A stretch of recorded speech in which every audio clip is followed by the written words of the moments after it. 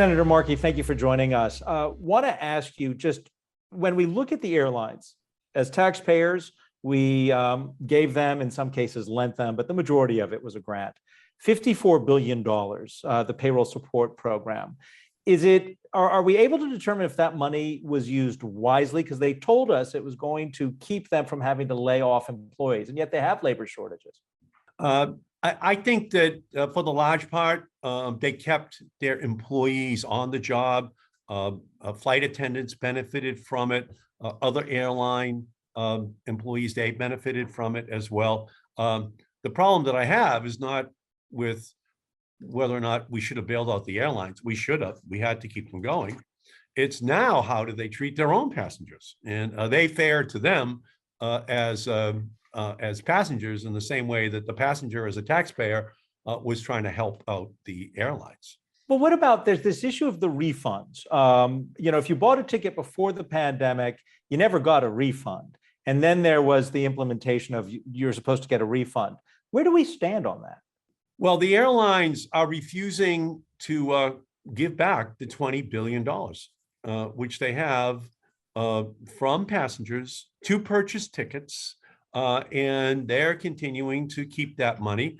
And in some instances, they're saying, we'll give you a voucher, but it's a voucher to fly in the future that has a time deadline on it, when people should have a right to say there's no expiration date on that voucher. That if I don't want to take my family on a plane in January of 2022 or February or March or April or May, as the pandemic continues to rise, that should be my right. And the airlines are just refusing to give passengers that kind of flexibility to protect their own families from the pandemic. So how can Congress address that? Could it be like an unlimited date-specific voucher, or an actual give me back my cash? Yeah, Senator Blumenthal from Connecticut and I just recently wrote to all of the CEOs of the airline industry saying it should be unlimited, that there should not be an expiration date on any voucher that any passenger has to fly on a plane. The passenger and their family should determine when it's safe to get on. And so that's where we are right now. Senator Blumenthal and I are escalating the pressure from the Senate. And we're going to be enlisting the Department of Transportation in order to further ensure that the airline industry knows that a spotlight is on them, and we expect them to be fair. Let's talk about actually what's going on inside the airplanes. First, from the passenger standpoint, the airlines keep telling us that the HEPA filtration systems are sufficient to protect us. The TSA in January is going to make a determination about whether masks should be extended. I think it's a probable bet that they're going to extend the mask mandate, but the airlines say it's not necessary.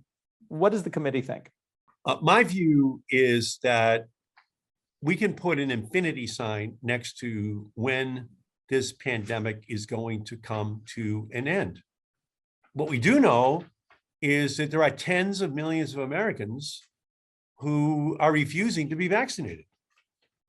To say to a passenger who has been vaccinated, or a situation where they've got a child who's 3 or 4 or 5 years old who has not been vaccinated, that they are going to be sitting next to another passenger that has no mask on and is unvaccinated, I think is reckless. I asked the CEOs of the airline companies about that. Shockingly, the airlines believe that there should be an end date to a mask mandate. And I just completely disagree with that. I think it's reckless. But ultimately, won't that be I believe the CDC and the TSA make the ultimate decision about whether there's going to be a mask mandate or not, right? That is true. But at the same time, it's shocking to hear the attitudes of the airline CEOs. We could have a situation, if they had their way, where there would be unvaccinated passengers on planes not wearing masks, sitting next to small children who are unvaccinated. And that's a very troubling, disturbing set of comments that we heard in the Senate Commerce Committee. There's the other issue that involves, I have friends who are flight attendants. I have friends who are pilots, and we all know the stories about passengers getting out of hand, especially since the airlines have recovered since the pandemic shutdown. And I believe it was Sarah Nelson from the Flight Attendants Union recommended just ban alcohol on all flights because 60% of incidents are tied to the individual drinking. Would that make sense? I mean, would we be punishing those of us who might enjoy an adult beverage responsibly if we were to Well, ban alcohol? I was part of the effort 34 years ago to begin the ban on smoking on flights that everyone thought was an absolute right that every passenger should have. And I did that. Senator Durbin led that effort, but I was part of it with Congressman Waxman. And it seemed at the time to be revolutionary. Today, it's like, of course, we don't allow people to smoke on planes. I think that at this time, given the level of volatility in the skies that we're seeing with passengers who are almost ideologically in opposition to any mask mandate or any control of how people are traveling, leads to inevitably, and it's sad to say, a ban on alcohol as well. Until this whole situation is put under control. But what I hear you saying though is not a permanent ban, but until we're out of the pandemic, just a temporary ban. There are more than 5,000 incidents already that have been violent in nature on planes, and so many of them are tied to alcohol. So again, it's not the alcohol necessarily, but it's unacceptable behavior in the skies, dangerous behavior in the skies that right now is still out of control. And we have to do whatever it takes in order to make those skies more safe. Safety on planes is the most important issue. And it's just a matter of us making the right decisions here. And alcohol is clearly helping to fuel this epidemic of violent behavior on planes. How would you ban? How would a ban look? What would it look like? It would be temporary, is what I'm hearing you say. But who would implement it? Would it take an act of Congress? Would it be the FAA? Who would implement such a ban? And again, I want to just reiterate what you're proposing is temporary, not permanent. Well, I think it would have to be the Department of Transportation looking at the overall safety needs, of the skies right now, as unfortunately passions are intensifying rather than abating, and that more and more people just feel that it's their constitutional right not to have to wear a mask on a plane. And if that opposition is then fueled by alcohol on that plane, it creates a dangerous situation, not just for the flight attendants, but for the passengers on that plane as well.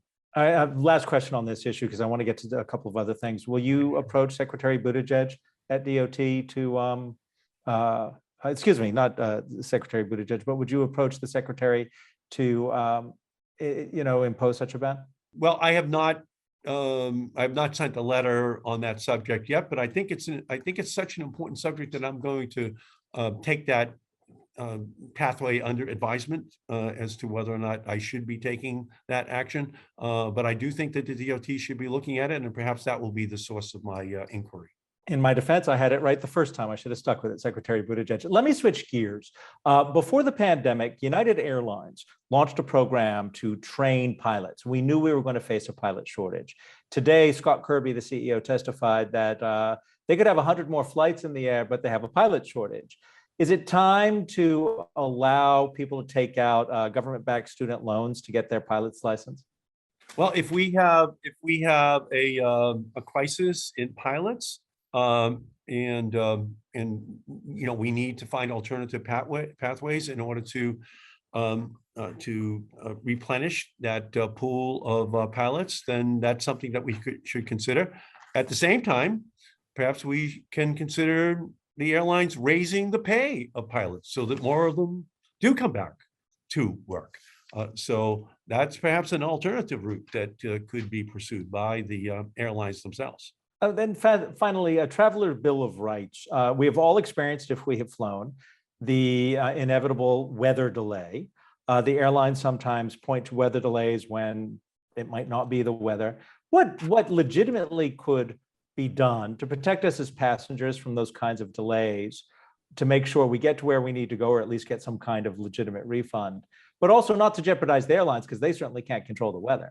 Well, ultimately, we have to make sure that passengers are given the option of getting refunds whenever they want, if they think that their health, their safety is at risk. And that's something that I think we should put on the books. I'm an original sponsor of the Airline Passenger Bill of Rights that is pending before the Commerce Committee. And it's not just that issue, it's every issue. Why should the airlines be able to charge you an exorbitant fee if you want to change your ticket? Why should they be able to charge an exorbitant fee to put the first bag, the second bag, the third bag on a plane might cost you $150? It's issue after issue where the airlines are tipping consumers upside down at the counter, shaking money out of their pockets. And we need a passenger bill of rights in order to make sure that we give every American rights in their negotiations with the airline industry. During the pandemic, they had suspended the change fees, or the airlines, I'm not aware if they've reimposed them, and I can research that, but are they now imposing change fees once again? Right now,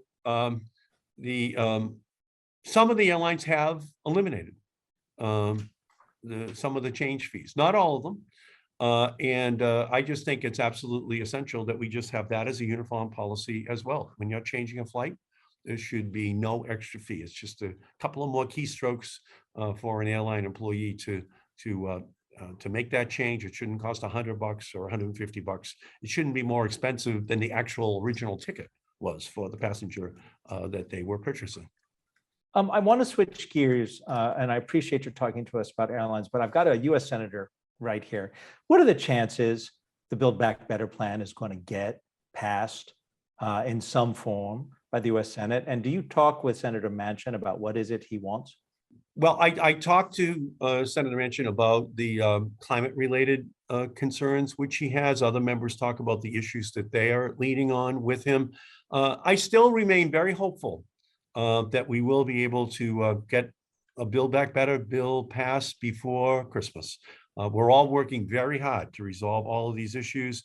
We're working with the parliamentarian in terms of what can be proposed as part of this package. We're talking to Senator Manchin about what he has as remaining objections.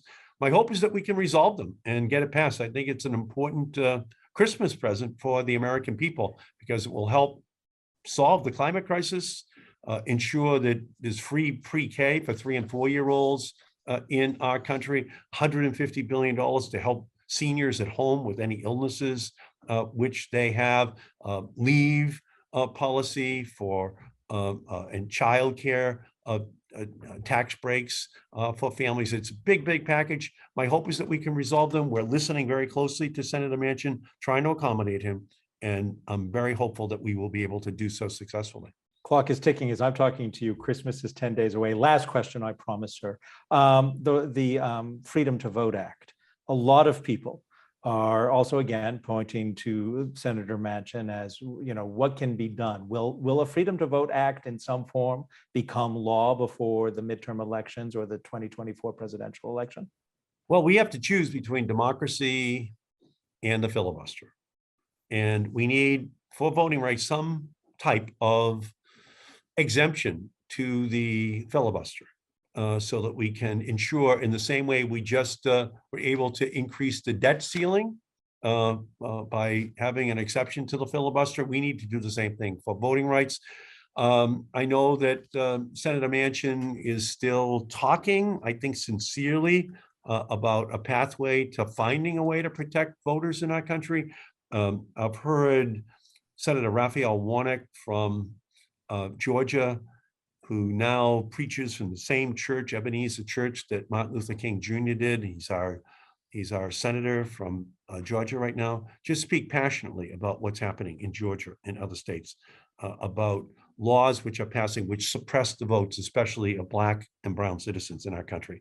So it's absolutely essential that we solve this problem, and we're going to need Joe Manchin's cooperation to change the filibuster, at least for voting rights, so that we can put protections on the books and to do it soon. And I know that he's still engaged in deep and I think very sincere conversations with Senator Warnock, Senator Padilla from California, and others who really do lead on this issue. Senator Ed Markey from the state of Massachusetts, thank you so much for joining us. It's been a pleasure. Thank you. Glad to be with you.